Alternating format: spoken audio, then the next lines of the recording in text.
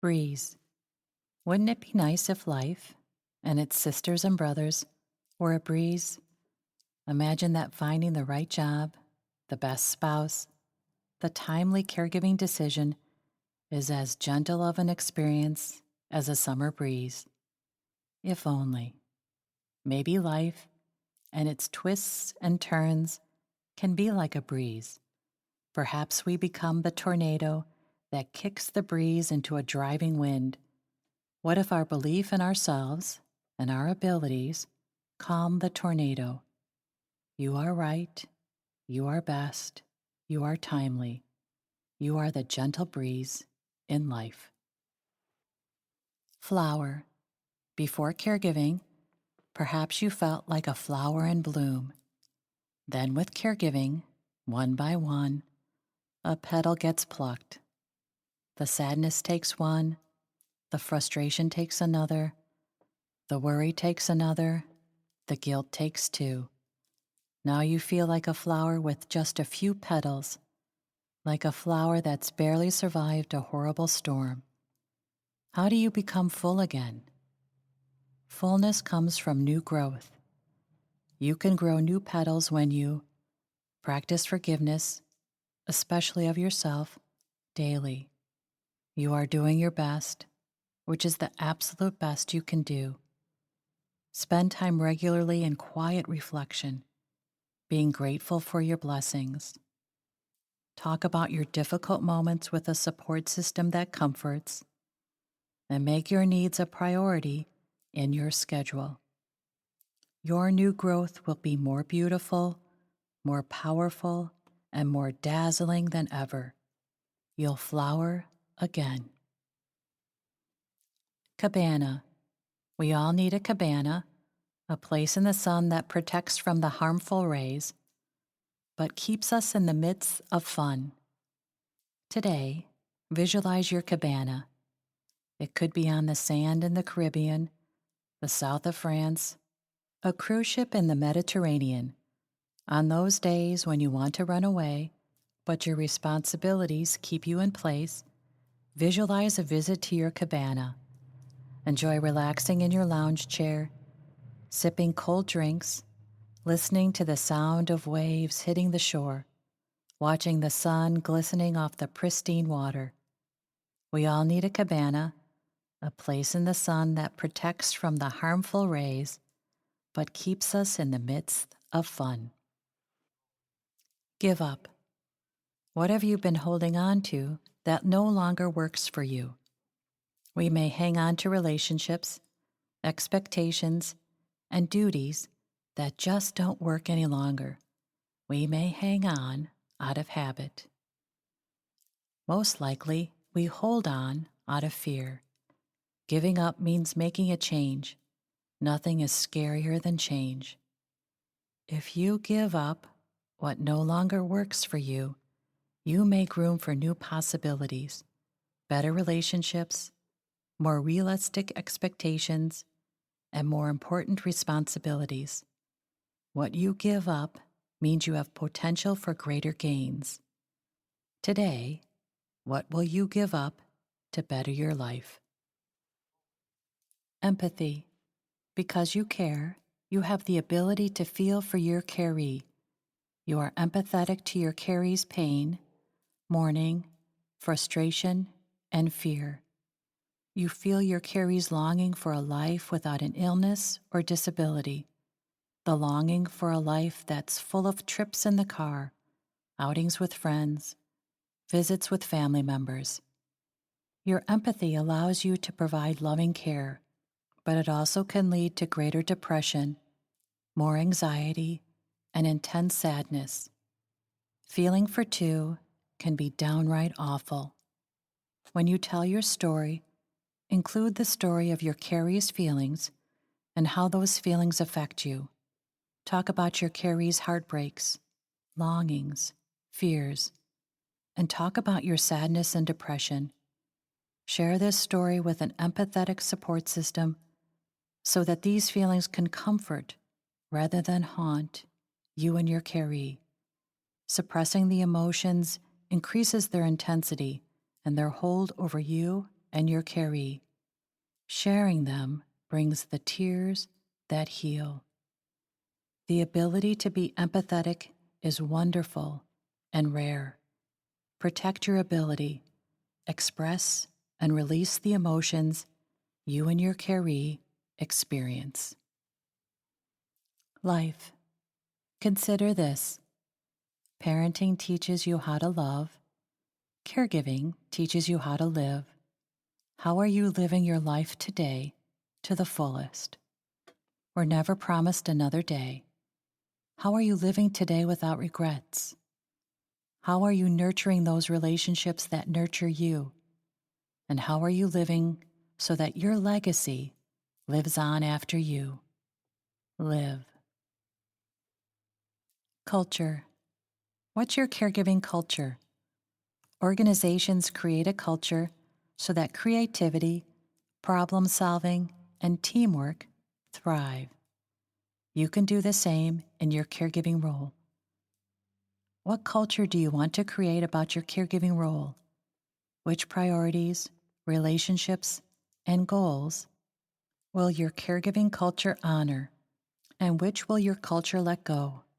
Your caregiving culture will reflect your values, your wishes for yourself and for your caree, and your relationships with others, family members, healthcare professionals, neighbors, friends, coworkers. Most important, consider, what will your culture grow? Caution. When the red flags appear, do you use caution? The home health aide seems more preoccupied with your dog than in helping your mom. The doctor waves away your concerns about your caree's weight loss. The hospital discharge planner, while running down the hall, assures you he'll give you plenty of notice about your spouse's discharge date. Out of the corner of your eye, you can't help but see a red flag waving. Your gut will raise those red flags, and when it does, slow down, gather information, ask questions, determine the reality of the situation. Sometimes you can change a red flag to a caution flag to a green flag, and sometimes you just have to drive away, knowing that another healthcare professional or resource is available to better meet your needs. Garden. Our vegetable and flower gardens need our regular touch for watering, pruning, and weeding. That combination of nurturing and eliminating keeps the garden healthy. Our emotional gardens also need our ongoing handiwork. On a regular basis, we can reflect on how well the individuals and relationships in our life work. Do they still support us? Do they honor us? Do they ensure we bloom? Do they accept our thorns? If not, then weed. Weed what no longer works, so you have the room for new and better relationships to take and then to grow. Today, what and who will you weed? Outside. In the warm weather, it's wonderful to feel like outside is a refreshing alternative. Often, it offers a welcome reprieve. You can go outside to take a walk, to sit in the backyard, to enjoy nature's blooms. In a caregiving role, though, you can feel like you're often on the outside. You may feel on the outside of life, of activities, events, discussions, experiences. Caregiving can pull you in so far that you can't see your way out. Enjoy the outside, knowing that you have the inside tracked on the secret of life. You know that life is about being there for those who need you, that life is meaningful when your actions match your values, that while others may choose to live only on the outside, you choose to live fully, inside and out. Go outside. You have what the world needs. Inheritance. We think of inheritance as a sum of money given after death. Inheritance is bigger and more important than that. Every day we have an opportunity to be on the giving and receiving side of an inheritance. We receive an inheritance when we take time to listen to another's story. And we really listen when we park our story on the curb, which allows us to focus on the story another tells us. When we listen with compassion and curiosity, we receive perspectives and insights, helping us to make stronger connections and a better relationship. We give an inheritance when we take time to compliment a friend, to smile at a stranger, to enjoy another's presence. When we do this, we pass along goodwill. So today, what story will you inherit? And what good will you leave? Wave. I love the word wave because it has so many purposes. We wave hello and goodbye. The ocean greets land with its own wave of white foam. And at sporting events, we coordinate timing of our arms and bodies in order to create a stadium-wide wave. In caregiving, we also can wave. We can wave away a bad day, knowing that a good day will follow. We can wave hello to help, knowing that involvement of others enhances the experience for ourselves and our carees. And we can organize our journey so that we remain in sync with support and comfort. And when we wave goodbye, we do so with a full heart, an enlightened soul, and a belief in the future. How do you wave? Parade. Do you feel sometimes that you sit on a lawn chair as the parade of life passes you by? You watch as the floats roll by, retirement, vacations, carefree days, Saturday night dates. The worst to watch, though, are the ones that seem to make up an easier life. Guilt-free, stress-free, worry-free. Rather than watching a parade that brings pain, choose to participate in a different kind of ceremony, one which reflects your place in life right now. Perhaps your celebration honors your values, family, responsibility, sensitivity, and perhaps the grand marshal of your parade is purpose. Because while you may feel life passes you by, you actually live life as it's meant to be lived, with meaning and conviction. And then make plans right now to build the other floats, the ones which may have to wait a bit for your parade to come. Fireworks. It's fireworks season. We shoot off fireworks as a symbol of our gratefulness for living where we freely build a life for ourselves and our family. How can you set off your fireworks in honor of all that you embrace? You don't have to wait for dark to light your sparklers. Your fireworks may be a glass of lemonade with someone special at 3 p.m., or 5 minutes of quiet at 8 a.m., or a thank you call to a special friend at 10 p.m. The beauty of your fireworks is that their blast is felt rather than heard. That kind of blast can last a lifetime. First, we welcome a first with every season's change, a first day. What will be a first for you today? Perhaps this will be the first day you consider your priorities and then put boundaries in place to protect those priorities. Maybe this is the first day you decide that sadness and happiness can coincide within a day, that sadness does not exclude happiness. Today may be the first day you decide a painful situation deserves a better outcome. The wonder of our change in seasons is the beginning of a difference. So how will today be your first day to be different? Hot. This summer, How hot are you?